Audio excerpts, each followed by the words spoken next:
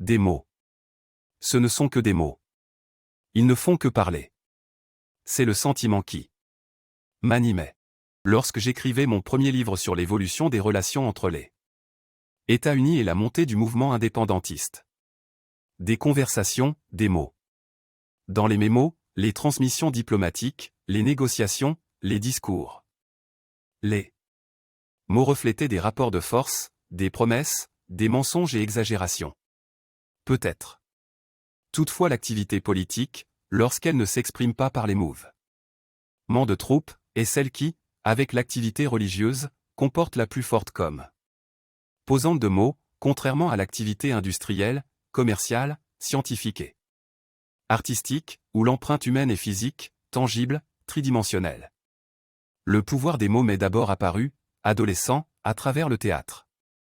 La capacité qu'a eu Iago de convaincre, à partir de rien, Othello de la déloyauté de sa belle Dédémone et de le conduire au meurtre constitue le plus grand avertissement lancé par Shakespeare contre le pouvoir des mots.